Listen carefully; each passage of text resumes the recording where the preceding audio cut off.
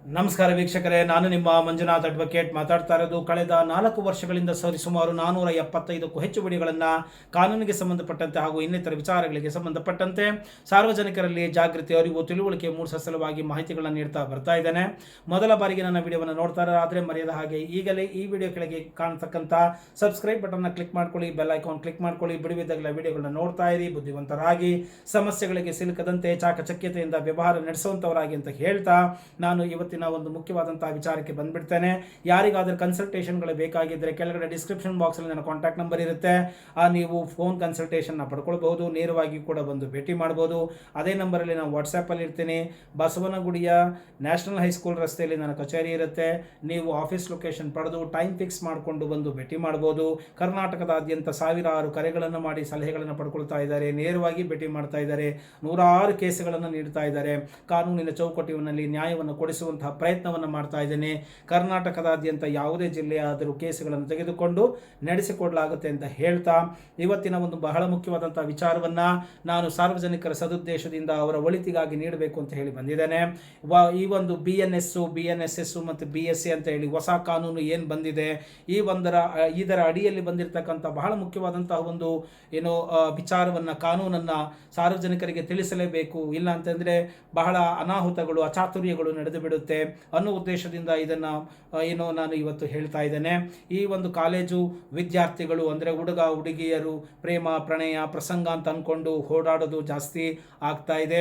ಮತ್ತು ನಂಬಿಕೆ ದ್ರೋಹ ಮತ್ತು ಮೋಸ ಮಾಡಿದ್ದಾನೆ, ದೈಹಿಕವಾಗಿ ನನ್ನನ್ನು ಬಳಸಿಕೊಂಡು ಬಿಟ್ಟಿದ್ದಾನೆ, ಮತ್ತು ಲೈಂಗಿಕವಾಗಿ ನನ್ನ ಜೊತೆ ಇದ್ದಾನೆ. ಸೊ ಈ ರೀತಿಯ ಮಾಡಿಕೊಂಡು ಈಗ ನನ್ನನ್ನು ಮದುವೆ ಮಾಡ್ಕೊಳ್ತಾ ಇಲ್ಲ ಅಂತ ಹೇಳಿ ಆರೋಪಗಳನ್ನ ಮಾಡ್ತಕ್ಕಂಥದ್ದು.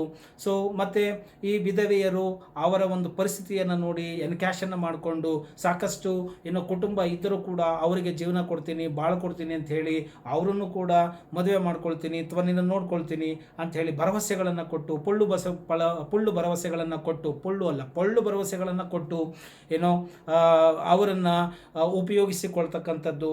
ಈ ರೀತಿಯಾಗಿ ಸಾಕಷ್ಟು ಘಟನೆಗಳನ್ನು ನಾನು ನೋಡ್ತಾ ಇದ್ದೀನಿ, ಕೇಸುಗಳನ್ನು, ಮೊಕದ್ದಮೆಗಳನ್ನ ಕೂಡ ನೋಡ್ತಾ ಇದ್ದೇನೆ. ಆದ್ದರಿಂದ ಈ ರೀತಿಯಾಗಿ ಘಟಿಸಬಾರದು. ಈಗ ಬಂದಿರತಕ್ಕಂತಹ ಹೊಸ ಕಾನೂನಿನ ಅನ್ವಯ ಯಾರಾದರೂ ಮದುವೆ ಮಾಡಿಕೊಳ್ಳುವುದಾಗಿ ನಂಬಿಕೆ ಭರವಸೆಯನ್ನು ಕೊಟ್ಟು ಅವರನ್ನು ದೈಹಿಕವಾಗಿ ಬೆಳೆಸಿಕೊಂಡಿದ್ದಾರೆ ಅಂತ ಹೇಳಿ ರುಜುವಾತಾದರೆ 10 ವರ್ಷಗಳಿಗೆ ಮೇಲ್ಪಟ್ಟಂತಹ ಶಿಕ್ಷೆಯನ್ನು ಅನುಭವಿಸಬೇಕಾಗುತ್ತವೆ. ಜೀವನವೇ ನರಕ ಆಗೋಗ್ಬಿಡುತ್ತೆ. ಎಚ್ಚರದಿಂದ ನಡೆದುಕೊಳ್ಳಿ, ಎಚ್ಚರಿಕೆ ಇರಲಿ. ಸೊ ಓದುವಂತಹ ಸಂದರ್ಭದಲ್ಲಿ ಓದಿ ಅರ್ಹತೆ ಯೋಗ್ಯತೆಯನ್ನು ಸಂಪಾದನೆ ಮಾಡಿಕೊಂಡ ನಂತರ ಸಕಲ ಭೋಗಗಳು ಜೀವನದಲ್ಲಿ ಇದ್ದೇ ಇರುತ್ತೆ. ಅದಕ್ಕೊಂದು ಸಮಯ ಸಂದರ್ಭ ಬಂದಾಗ ಎಲ್ಲವನ್ನೂ ಕೂಡ ಮನುಷ್ಯ ಅನುಭವಿಸಬಹುದು. ಆದ್ದರಿಂದ ಯಾವ ಕಾಲಘಟ್ಟದಲ್ಲಿ ಯಾವ ವಯಸ್ಸಿನಲ್ಲಿ ಏನನ್ನು ಮಾಡಬೇಕು ಅದನ್ನು ಮಾಡದೆ ದುಡುಕಿದಾಗ ತಪ್ಪು ನಿರ್ಧಾರಗಳನ್ನು ತೆಗೆದುಕೊಂಡಾಗ ಇಡೀ ಜೀವನ ಹಾಳು ಮಾಡ್ಕೊಳ್ಬೇಕಾಗುತ್ತೆ. ಆದ್ದರಿಂದ ನೋಡಿ, ಯಾವುದೇ ರೀತಿಯಲ್ಲಿ ಎಚ್ಚರಿಕೆಯನ್ನು ತಪ್ಪದಿರಿ ಅನ್ನುವಂತಹ ಎಚ್ಚರಿಕೆಯನ್ನು ನಾನು ಇಲ್ಲಿ ನೀಡಲಿಕ್ಕೆ ಬಯಸ್ತಾ ಇದ್ದೀನಿ. ನೋಡಿ, ದರ್ಶನ್ ಉದಾಹರಣೆ ತಗೊಳ್ಳಿ. ಜೀವನದಲ್ಲಿ ಎಲ್ಲವೂ ಇತ್ತು, ಯಾವುದೋ ಒಂದು ಕೆಟ್ಟಗಳಿಗೆ ಒಂದು ಕೋಪ, ಏನೋ ಒಂದು ಮಾಡಲಿಕ್ಕೆ ಹೋಗಿ ಏನೋ ಆಗೋಯಿತು. ಸುಂದರವಾದಂತಹ ಜೀವನ ಈಗ ಕಷ್ಟಕ್ಕೆ ಸಿಗಾಕೊಳ್ತು. ಆದ್ದರಿಂದ ಆ ರೀತಿಯಾಗಿ ಯಾರೂ ಮಾಡಿಕೊಳ್ಳೋಕ್ಕೆ ಹೋಗಬೇಡಿ. ಬಹಳ ಎಚ್ಚರಿಕೆಯಿಂದ ಇರಬೇಕು ಈ ಜೀವನದಲ್ಲಿ. ಈಗಂತೂ ತಪ್ಪು ಮಾಡಿ ನಾನು ಸಿಗಾಕೊಳ್ಳಲ್ಲ, ನಾನು ಕ್ರಿಮಿನಲ್ಲು, ನನಗೆ ಕ್ರಿಮಿನಲ್ ಮೈಂಡ್ ಇದೆ, ನಾನು ಎಷ್ಟು ಎಚ್ಚರಿಕೆಯಿಂದ ಇರ್ತೇನೆ, ನಾನು ಕಿಲಾಡಿ, ಈ ತರಹದ ಭಾವನೆಗಳು ಯಾವುದು ಬೇಡ. ಈಗೆಲ್ಲ ಕೂತ್ರೆ ನಿಂತರೆ ರೆಕಾರ್ಡಿಂಗ್ಗಳು ಆಗ್ತಾ ಇರ್ತವೆ, ಆಡಿಯೋ ರೆಕಾರ್ಡು, ವಿಡಿಯೋ ರೆಕಾರ್ಡ್ಗಳು, ನಿಮಗೆ ಗೊತ್ತಿಲ್ಲದಂಗೆ ಯಾವ್ಯಾವುದೋ ರೂಪದಲ್ಲಿ ರೆಕಾರ್ಡ್ಗಳನ್ನ ಮಾಡಲಾಗಿರುತ್ತೆ. ಆದ್ದರಿಂದ ಬಹಳ ಎಚ್ಚರಿಕೆಯಿಂದ ಇರಿ, ಯಾವುದೇ ಟ್ರ್ಯಾಪ್ಗಳಿಗೆ ಒಳಗಾಗಬೇಡಿ. ಸುಮ್ಮನೆ ವಿದ್ಯಾರ್ಥಿಗಳು ಫ್ರೆಂಡ್ಸು ಅಂತ ಹೇಳಿಬಿಟ್ಟು ಜೊತೆಯಲ್ಲಿ ಹೋಗೋದು, ಟ್ರಿಪ್ಗಳಿಗೆ ಹೋಗೋದು, ಓಡಾಡೋದು, ಜೊತೆಯಲ್ಲಿ ಇರ್ತಕ್ಕಂಥ ಫೋಟೋಗಳನ್ನು ತೆಗೆಸ್ಬಿಡೋದು, ಒಂದೇ ಹೋಟ್ಲಲ್ಲಿ ರೂಮ್ನಲ್ಲಿ ಇರ್ತಕ್ಕಂಥ ಒಂದು ಕೂತಿರತಕ್ಕಂಥ ಫೋಟೋಗಳನ್ನ ಜೊತೆಯಲ್ಲಿ ಇರೋದನ್ನು ತೋರಿಸ್ಬಿಡೋದು, ಈತ ನನ್ನನ್ನು ಬಳಕೆ ಮಾಡ್ಕೊಂಡಿದ್ದೇನೆ ಅನ್ನೋದು, ಆತನ ಹೆರಾಸ್ ಮಾಡೋದು, ಆತ ಏನು ಮೂವ್ಮೆಂಟ್ ಮಾಡಲಿಲ್ಲ ಅಂದ್ರೂ ನನಗೆ ರೇಪ್ ಮಾಡಿದ್ದಾನೆ ಅಂತ ಹೇಳೋದು, ದೈಹಿಕವಾಗಿ ಬಳಸ್ಕೊಂಡಿದ್ದಾನೆ ಅಂತ ಅನ್ನೋದು, ನಂಬಿಕೆ ದ್ರೋಹ ಮಾಡಿದ್ದಾನೆ ಅಂತ ಅನ್ನೋದು, ಆತನ ಮೇಲೆ ಕೇಸುಗಳನ್ನ ದಾಖಲು ಮಾಡಿಬಿಡೋದು. ಅದನ್ನು ರುಜುವಾತು ಮಾಡಿ ಆಚೆ ಬರೋದಕ್ಕೆ ಸಾಕಷ್ಟು ವರ್ಷಗಳೇ ಹಿಡಿಯುತ್ತೆ. ಆದ್ದರಿಂದ ಈ ರೀತಿಯಾಗಿ ಕ್ರಿಮಿನಲ್ ಕೇಸುಗಳನ್ನು ದಾಖಲು ಮಾಡಿಸ್ಕೊಳ್ಳೋದು ಬೇಡ. ಈ ರೀತಿಯಾದಂಥ ಸಂದರ್ಭಗಳು ಬೇಡ. ಎಚ್ಚರಿಕೆಯಿಂದ ಚೌಕಟ್ಟಿನಲ್ಲಿ ಇರ್ತಾ ಹೋಗಿ. ನಮ್ಮಲ್ಲಿ ಬ್ರಹ್ಮಚರ್ಯ, ಗೃಹಸ್ಥಾಶ್ರಮ, ವಾನಪ್ರಸ್ಥಾಶ್ರಮ, ಸನ್ಯಾಸಾಶ್ರಮ ಅಂತ ಹೇಳಲಾಗಿದೆ. ಮತ್ತು ಧರ್ಮ, ಅರ್ಥ, ಕಾಮ, ಮೋಕ್ಷ ಅಂತ ಹೇಳಲಾಗಿದೆ. ಧರ್ಮದ ಆಧಾರದ ಮೇಲೆ ಪ್ರತಿಯೊಂದು ಕೂಡ ನಡೆಯಬೇಕು. ಧರ್ಮದ ಆಧಾರದಲ್ಲಿ ಚೌಕಟ್ಟಿನಲ್ಲಿ ಅರ್ಥವನ್ನು ಅಂದರೆ ಹಣವನ್ನು ಸಂಪಾದಿಸಬೇಕು. ನಂತರ ಅದನ್ನು ಗೃಹಸ್ಥಾಶ್ರಮದ ಮುಖಾಂತರ ಅದನ್ನು ಆಸೆಗಳನ್ನು ಈಡೇರಿಸಿಕೊಳ್ಳಬೇಕು. ಒಂದು ಧರ್ಮದ ಕಾನೂನಿನ ಚೌಕಟ್ಟಿನಲ್ಲಿ ನಾವು ನಮ್ಮ ಕಾಮನೆಗಳನ್ನು ಈಡೇರಿಸಿಕೊಳ್ಳಬೇಕಾಗುತ್ತೆ. ಅದನ್ನು ಬಿಟ್ಟು ನಾವು ಯಾವ ವಯಸ್ಸಿನಲ್ಲಿ ಏನನ್ನು ಮಾಡದೆ ಬೇಡದೇ ಇರುವುದನ್ನು ಮಾಡೋದಕ್ಕೆ ಹೋದಾಗ ಏನು ಜೀವನ ದುಸ್ಸರ ಆಗುತ್ತೆ. ನಿಮ್ಮ ಜೀವನ ನಿಮ್ಮ ಕೈಯಲ್ಲಿದೆ. ನಿಮ್ಮ ಉದ್ಧಾರಕ್ಕೆ ನೀವೇ ಹೊಣೆ ಆಗಿರ್ತೀರ. ಆದ್ದರಿಂದ ದುಡುಕಿ ಜೀವನವನ್ನು ಹಾಳು ಮಾಡಿಕೊಳ್ಳಬೇಡಿ. ಹೊಸ ಕಾನೂನು ಬಹಳ ಕಠಿಣವಾಗಿದೆ. ಎಚ್ಚರಿಕೆಯಿಂದ ಇರಿ. ಈ ಇದೇ ಲವ್ವು ಅನ್ನೋದು, ಇನ್ನೇನೋ ಡವ್ವು ಅನ್ನೋದು, ಇನ್ನೇನೋ ಓಡಾಡ್ಕೊಂಡು ತಿರುಗಾಡೋದು, ಇದೆಲ್ಲವನ್ನು ಬಿಟ್ಟುಬಿಡಿ. ಓದಿನ ಕಡೆ ಗಮನ ಇರಲಿ. ತಂದೆ ತಾಯಿಗಳು ಬಹಳ ಕಷ್ಟಪಟ್ಟು ಕಾಲೇಜುಗಳಿಗೆ ವಿದ್ಯಾಭ್ಯಾಸಕ್ಕೆ ಕಳಿಸಿರ್ತಾರೆ. ಓದೋ ಸಂದರ್ಭಗಳಲ್ಲಿ ಓದಿ ಅರ್ಹತೆ ಯೋಗ್ಯತೆ ಸಂಪಾದನೆ ಮಾಡಿಕೊಳ್ಳಿ. ನಂತರ ಅದಕ್ಕೊಂದು ಸಮಯ ಬರುತ್ತೆ. ಬಂದಾಗ ಆ ಒಂದು ಚೌಕಟ್ಟಿನಲ್ಲಿ ಜೀವನವನ್ನು ನಡೆಸಿ ಅಂತ ಹೇಳ್ತಾ, ವಿಧವೆಯರು ಕೂಡ ಸಾಕಷ್ಟು ನಾನು ನೋಡಿದ್ದೇನೆ, ಕೇಸುಗಳನ್ನ ನೋಡ್ತಾ ಇದ್ದೇನೆ. ಯಾವುದೋ ಒಂದು ಕುಟುಂಬ ಇರುತ್ತೆ, ಆ ಕುಟುಂಬ ಅವರು ಇದ್ರೂ ಕೂಡ ಇವರು ಆ ಒಂದು ಕುಟುಂಬಕ್ಕೆ ಇನ್ವಾಲ್ವ್ ಆಗೋದು, ಆ ಒಂದು ಹೆಣ್ಣಿನ ಸಂಸಾರವನ್ನು ಹಾಳು ಮಾಡೋದು, ಮತ್ತು ಈತ ಇನ್ನೇನು ಭರವಸೆ ಕೊಟ್ಟಿದ್ದ ಅಂತ ಹೇಳೋದು, ಈ ರೀತಿ ಮಾಡಿಕೊಂಡು ಹೋಗಬೇಡಿ. ಕಬ್ಬಿನ ರಸ ಹೀರುವಾಗ ಎಲ್ಲವೂ ರುಚಿಯಾಗೇ ಇರುತ್ತೆ. ರಸ ಹೀರಿದ ನಂತರ ಅದು ಕಹಿ ಆಗುತ್ತದೆ, ಅಂದರೆ ಕಸ ಆಗುತ್ತೆ. ಆಗ ನಾವು ನಿರ್ಲಕ್ಷ್ಯಕ್ಕೆ ಒಳಗಾಗ್ತೀವಿ.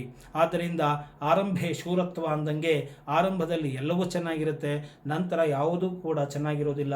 ಯಾಕಂದರೆ ಎಲ್ಲವೂ ಕೂಡ ನಮ್ಮಲ್ಲಿ ಎಕನಾಮಿಕ್ಸಲ್ಲಿ ಹೇಳ್ತೀವಿ ತುಷ್ಟಿಗುಣ ಅಂತ ಹೇಳಿ. ಯಾವುದನ್ನೇ ನೋಡ್ತಾ ಅನುಭವಿಸ್ತಾ ಅದ್ರ ಮೇಲೆ ಆಸಕ್ತಿ ಕಡಿಮೆ ಆಗುತ್ತೆ ಅಂಥೇಳಿ. ಆದ್ದರಿಂದ ಆ ಒಂದು ಡಿಮ್ಯಾಂಡ್ ಆಗಲಿ, ಆ ವ್ಯಾಲ್ಯೂ ಆಗಲಿ, ಆ ಜೋಶ್ ಆಗಲಿ ಉಳಿಯೋದಿಲ್ಲ. ಕೊನೆಗೆ ಜೀವನಕ್ಕೆ ಬೇಕಾಗಿರ್ತಕ್ಕಂಥದ್ದು ವಾಸ್ತವದ ಜೀವನದಲ್ಲಿ ನಾವು ಏನನ್ನು ಸಾಧಿಸಬೇಕು ಅದನ್ನು ಸಾಧಿಸದೇ ಹೋದರೆ, ದುಡಿಯುವಂತಹ ಸಂದರ್ಭದಲ್ಲಿ ದುಡಿಯದೇ ಹೋದರೆ, ಕೂತು ತಿನ್ನುವಂತಹ ಸಂದರ್ಭದಲ್ಲಿ ದುಡಿಯಲಿಕ್ಕೆ ಹೋಗಬೇಕಾಗತ್ತೆ, ಇನ್ನೊಬ್ಬರ ಕಾಲು ಕಸವಾಗಬೇಕಾಗತ್ತೆ. ಆದ್ದರಿಂದ ಆ ತರಹದ ಒಂದು ಸಂದರ್ಭಗಳನ್ನು ತಂದುಕೊಳ್ಳಬೇಡಿ. ಯಾರೇ ನಿಮಗೆ ಬಂದು ನನಗೆ ಜೀವನ ಕೊಡ್ತೇನೆ ಅಂತ ಹೇಳಿದ್ರು ನೀವು ಅದಕ್ಕೆ ಒಪ್ಪಬೇಡಿ. ಈಗಾಗಲೇ ನಿನಗೆ ಮದುವೆ ಆಗಿದೆ, ಆ ಹೆಣ್ಣಿಗೂ ಈ ಅನ್ಯಾಯ ಆಗೋದು ಬೇಡ ಅನ್ನೋದನ್ನು ಹೇಳಿ. ಸೊ ಅಲ್ಲಿ ನಿನಗೆ ಇಷ್ಟನೇ ಆಗ್ತಾ ಇಲ್ಲ, ಅಥವಾ ಇನ್ನೇನೋ ಒಂದು ಪ್ರಾಬ್ಲಮ್ ಆಗಿದೆ, ಆಕೆಗೆ ಮಕ್ಕಳಾಗ್ತಾ ಇಲ್ಲ, ಹುಷಾರಿಲ್ಲ, ಅಥವಾ ಅನ್ಕ್ಯೂರಬಲ್ ಡಿಸೀಸ್ ಅಂದರೆ ಗುಣಪಡಿಸಲಾಗದಂಥ ಕಾಯಿಲೆ ಅಂತೀವಿ, ಅದಕ್ಕೆ ಒಳಗಾಗಿದ್ದಾರೆ, ಈ ಥರದ್ದು ಇನ್ನೇನಾದ್ರು ಇತ್ತು ಅಂತ ಹೇಳಿದ್ರೆ ಅದನ್ನು ಕಾನೂನಾತ್ಮಕವಾಗಿ ಡೈವರ್ಸನ್ನು ತೆಗೆದುಕೊಂಡು ನಂತರ ನೀವು ಮದುವೆಯನ್ನಕ್ಕೆ ಒಪ್ಪಿಕೊಳ್ಳಬೇಕು, ಅವ್ರ ಜೊತೆಯಲ್ಲಿ ಇರಬೇಕೇ ಹೊರತು ಈ ರೀತಿಯಾದಂತಹ ಒಂದು ಇಟ್ಕೊಳ್ಳೋದು ಅಂತ ನಾವೇನಾದ್ರು ಲೋಕಾರೂಢಿ ಮಾತಾಡ್ತೀವಿ, ಆ ರೀತಿಯಾಗಿ ಕೀಪಾಗಿ ಇರೋದಕ್ಕೆ ಹೋಗಬೇಡಿ. ಅಫೇರ್ಗಳನ್ನು ಇಟ್ಕೊಳ್ಳೋಕೆ ಹೋಗಬೇಡಿ. ಇದರಿಂದ ತುಂಬ ತಪ್ಪಾಗುತ್ತೆ. ಜೀವನವನ್ನು ನರಕ ಮಾಡಿಕೊಳ್ಬೇಡಿ. ಸೊ ಜೀವನ ತುಂಬ ಸುಂದರ ಇರುವುದು ಸ್ವಲ್ಪ ದಿನ, ಸಾಧನೆ ಮಾಡಲಿಕ್ಕೆ ಬಂದಿದ್ದೇವೆ, ಸಾಧಿಸಿ.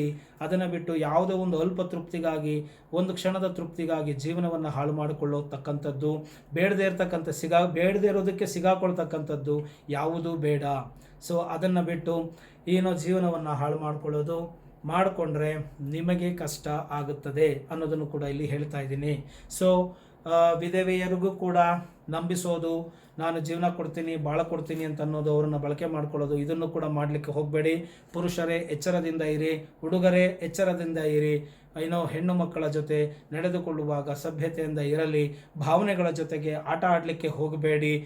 ನಿಮ್ಮ ಏನೇ ಭಾವನೆಗಳಿದ್ರು ಅದನ್ನು ಒಂದು ಸ್ಥಿಮಿತದಲ್ಲಿ ಇರಿಸಿಕೊಂಡಿರಿ. ಎಲ್ಲಕ್ಕೂ ಸಮಯ ಅನ್ನೋದು ಬರುತ್ತೆ. ಸಮಯ ಬಂದಾಗ ನೀವು ಆ ಭಾವನೆಗಳ ಜೊತೆಗೆ ಇರಬಹುದೇ ಹೊರತು ಈ ಭಾವನೆಗಳ ಜೊತೆಗೆ ಆಟ ಆಡಿ ಸುಳ್ಳು ಭರವಸೆಗಳನ್ನು ಕೊಟ್ಟು ನಂಬಿಕೆ ದ್ರೋಹ ಮಾಡಿ ಮೋಸ ಮಾಡುವಂತಹ ಕೆಲಸಕ್ಕೆ ಕೈ ಹಾಕಿದರೆ ಎಚ್ಚರ. ಹೊಸ ಕಾನೂನು ನಿಮಗೆ 10 ವರ್ಷಗಳಿಗೆ ಮೇಲ್ಪಟ್ಟ ಶಿಕ್ಷೆಯನ್ನು ಕೊಡುವಲ್ಲಿ ತಯಾರಾಗಿದೆ. ಆದ್ದರಿಂದ ಜೀವನ ದುಸ್ಸರ ಮಾಡ್ಕೊಳ್ಬೇಡಿ ಅಂತ ಹೇಳ್ತಾ ಈ ಒಂದು ಎಚ್ಚರಿಕೆಯೊಂದಿಗೆ ಈ ವಿಡಿಯೋವನ್ನು ಇಲ್ಲಿಗೆ ಮುಗಿಸ್ತಾ ಇದ್ದೀನಿ. ಜೈ ಹಿಂದ್, ಜೈ ಕರ್ನಾಟಕ ಮಾತೆ. ಇಷ್ಟ ಆಗಿದ್ದೆ ಅದಲ್ಲಿ ಮರೆಯದ ಹಾಗೆ ಲೈಕ್ ಕೊಡಿ, ಹಾಗೂ ಇತರರಿಗೂ ಶೇರ್ ಮಾಡಿ. ಜ್ಞಾನ ನಿಂತಲ್ಲಿ ನಿಲ್ಲದೆ ಇತರರಿಗೂ ತಲುಪಿಸಿ, ಎಲ್ಲರೂ ಕೂಡ ಬುದ್ಧಿವಂತರಾಗಿ ಅಂತ ಹೇಳ್ತಾ ಈ ವಿಡಿಯೋ ಮುಗಿಸ್ತಾ ಇದ್ದೀನಿ. ಜೈ ಹಿಂದ್, ಜೈ ಕರ್ನಾಟಕ ಮಾತೆ.